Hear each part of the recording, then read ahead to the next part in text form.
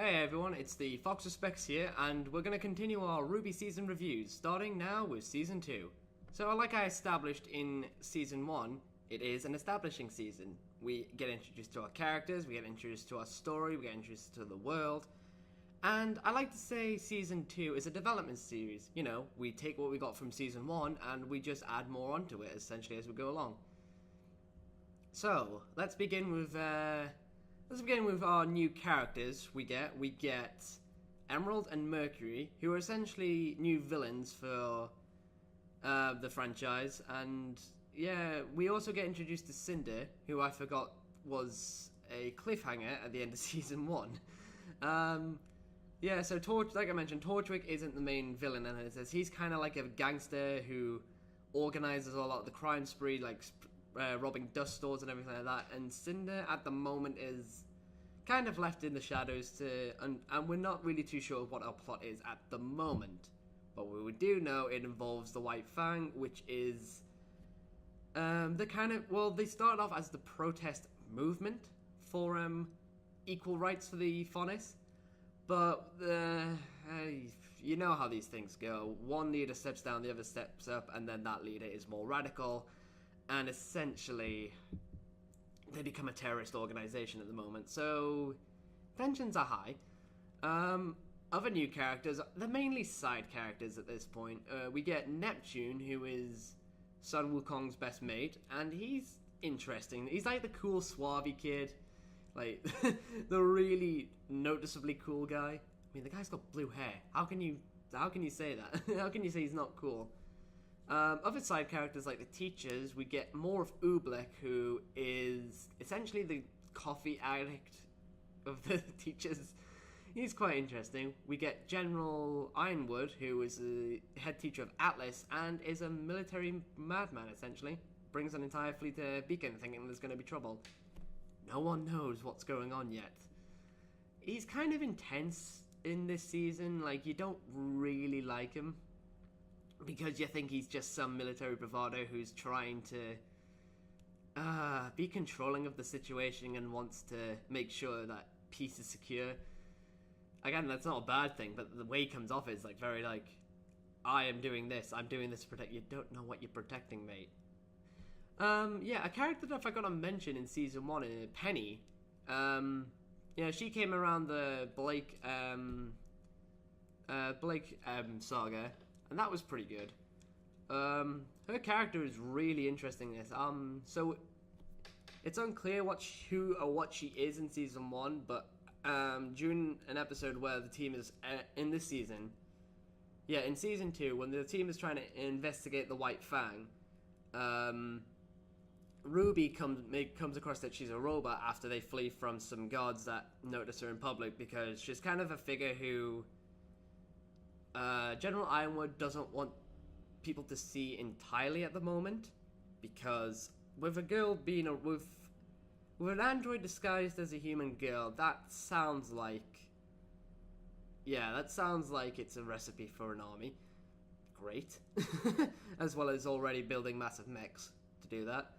But no, that's good. That's good character building for RWBY, to be honest, because it shows that she, while she's naive and she's not aware of everything, she's very understanding, and she really wants to make sure that, you know, she has friends and that she's there for people when it's a concerning issue. I would definitely feel concerned if I found out, well, if I knew I already was an android, and then people like, oh crap, this person's an android. Thanks, RWBY. In terms of the rest of the character for Team RWBY, Weiss is kind of discarded. There's not much we get out of her history again with her father. That's basically it. Blake and Yang have really good chemistry in this one, especially in one episode. For most of the early bit of Season 2, Blake is trying to act all independent on her own, and just trying to get rid of the White Fang herself. But it causes her to lose sleep and everything, and Yang finally confronts her saying, you can't do this alone, we're a team for a reason. Very good episode, by the way. She tells her a story about her mother, and how she went out to find her, but obviously, yeah, being a kid at that time, you can't really do much. But like, that's what I'm just saying. This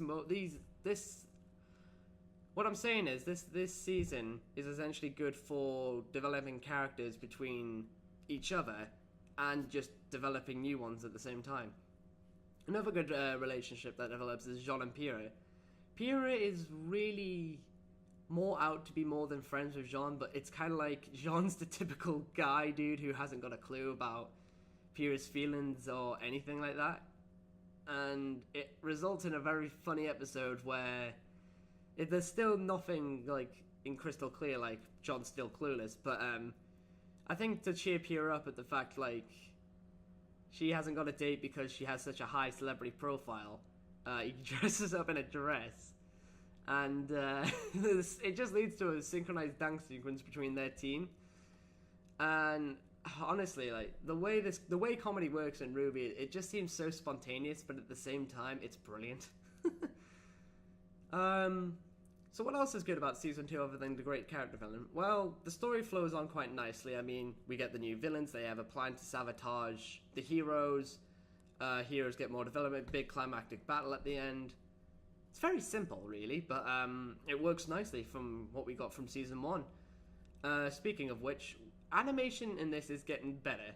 It gets better at this point because instead of just having black silhouette people everywhere, we now get fairly nice detailed characters. They're nothing massive, but they're just, well, it's nice to see that there's more effort put in.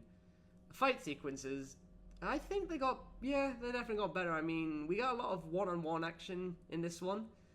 There's a good few team fights. There's a team fight with a mech where Team RWBY versus Torchwig. Yang has a really good fight scene with a side character called Neo, another henchman of Roman. Weiss has another good one with a henchman. And yeah, there's a great monster fight at the end of the season. Well, I think it's just really, there isn't much more to say about Season 2. It just develops on what we got on Season 1, really. And yeah, it just does it well. It just like we took everything from the first season and just improved it. I mean, that's all it is.